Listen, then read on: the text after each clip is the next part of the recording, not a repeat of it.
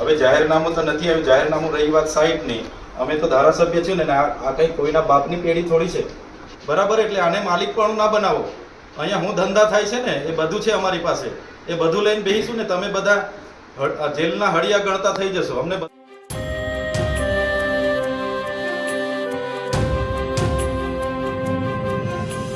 નર્મદા લાઈવમાં તમારું સ્વાગત છે.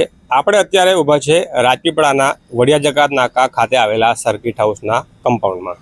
અહીંયા 12 વાગે ધારાસભ્ય ચૈતર વસાવા દ્વારા એક પ્રેસ કોન્ફરન્સનું આયોજન કરવામાં આવ્યું હતું, પરંતુ જ્યારે ધારાસભ્ય ચૈતર વસાવા અહીંયા આવ્યા અને જ્યારે મીડિયા અહીંયા પહોંચ્યું તો અહીંયા મોટાભાગની પોલીસ અહીંયા ખડકેલી હતી અને એક ગેટ બંધ કરી દેવામાં આવ્યો હતો અને અંદર પત્રકારોને પણ પ્રવેશ રોકવામાં આવ્યો હતો. તેમ છતાં પત્રકારો અંદર ગયા અને જાણવાની કોશિશ કરી કે શા માટે આટલી બધી પોલીસ અહીંયા છે. ત્યારે ખબર પડી હતી કે ધારાસભ્યને અહીંયા પ્રેસ કોન્ફરન્સ કરવાથી રોકવામાં આવ્યા હતા અને તેમને આવું કરવાથી મનાઈ ફરવામાં આવી હતી. કહેવામાં આવ્યું હતું કે રાજકીય પ્રવૃત્તિ અહીંયા કરી શકો નહીં. ત્યારે નેલેની ધારાસભ્ય ચૈતર વસાવા અને અહીંયાના જે સર્કિટ હાઉસના જે સંચાલકો છે, પોલીસ અધિકારીઓ છે અને જે આ વિભાગમાં જે માર્ગ મકાન વિભાગના અધિકારીઓ છે તેમની સાથે તેમની લાંબી રકઝક ચાલી હતી. ત્યારે શું બન્યો છે ઘટનાક્રમ જુઓ આ વિડીયોમાં.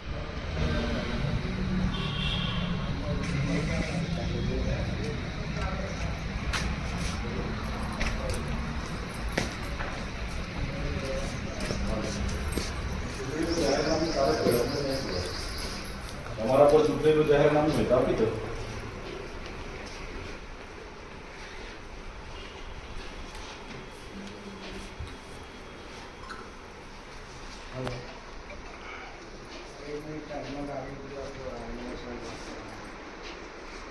एक मिनट गाड़ी साइड में उधर रख लो, एमएलए साहब बात करो मत.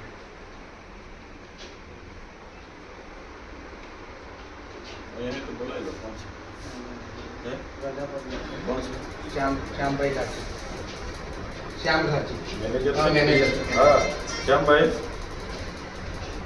હા નમસ્કાર.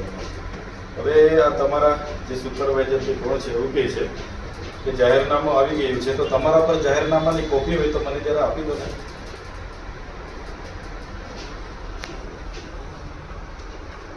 ના એટલે ચૂંટણી પંચનું જાહેરનામું નથી કોઈ મીડિયા પર આવ્યું, નથી કોઈ અમારા જેવા રાજકીય પક્ષના આગેવાન પર આવ્યું, તો તમારા પર કોણે બારોબાર જાહેરનામું મોકલ્યું છે?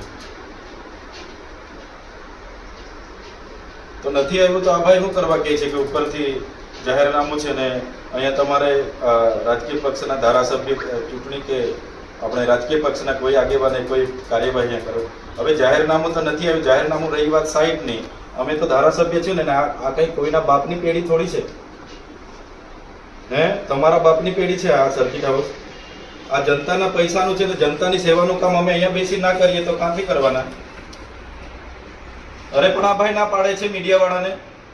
મીડિયાવાળા મને મળવા આવ્યા હતા, એમને કંઈ રસ્તે રોકાવ્યા, પોલીસને ફોન કર્યો કે પેલા ડીવાયએસપી સાહેબ કે અમારા પર ફોન આવ્યો કે અહીંયા જાહેરના સર્કિટ હાઉસ પર મીડિયાવાળાને ચૈતરભાઈ બોલાવ્યા છે ને એમને રોકવા માટે. આ લોકોએ પેલા ડીવાયએસપી સાહેબને લોકોએ તો બહાર ગેટના તાળા પણ માર્યા છે.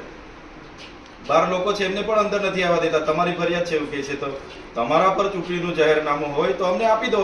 અમે તો ચૂંટણી જાહેર થાય એટલે સર્કિટ હાઉસમાં અમે આવતા પણ નથી. હા તો પછી આ તમારો માણસ કહે છે ને એવું કંઈ નથી તો હા તો પછી જાહેરનામું થાય પછી અમે ક્યાં આવીએ છીએ? કોઈ દિવસે મને જોઈ લો ને જાહેરનામું પડીએ પછી. અરે પણ આ ભાઈ કઈ છે લીલા ટી શર્ટ વાળો, શું નામ છે ભાઈ? હા રોહિતભાઈ કરીને છે, એ કઈ છે તમારું નામ લઈને?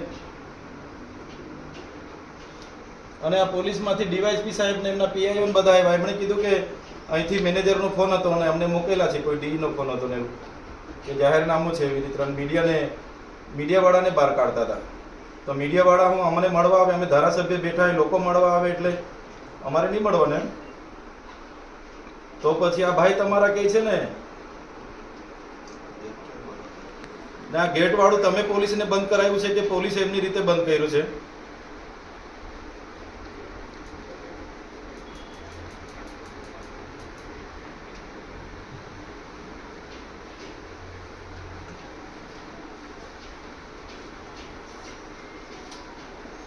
હા એટલે એવી છે ને, તમને 1 વર્ષનો અહીંયા કોન્ટ્રાક્ટ મળ્યો છે એટલે તમે લોકો આના માલિક ના થઈ જાવ. હા કે આ જનતાના પૈસાનું છે ને, અમે જનતાના પ્રતિનિધિ છે.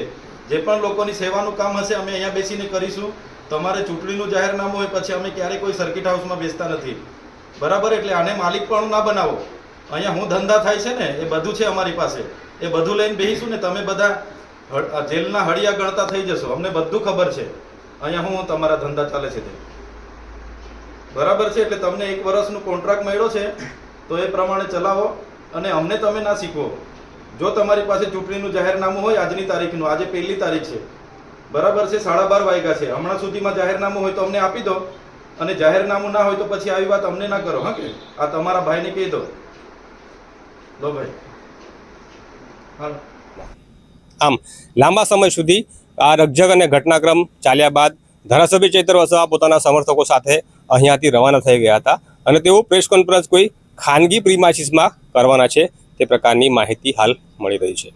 ત્યારે સ્થાનિક સ્વરાજ્યની ચૂંટણીઓ જાહેર થાય એ પહેલાં જ હવે રાજકીય પક્ષોમાં ગજાગ્રહ સર્જાયો છે, હુંસાતુસી સર્જાય છે એ રીતનું સામે આવી રહ્યું છે. આ મામલે અમે ધારાસભ્ય ચૈતર વસાવાની પ્રતિક્રિયા મેળવવાનો પ્રયાસ કરીએ છીએ. અમારી સાથે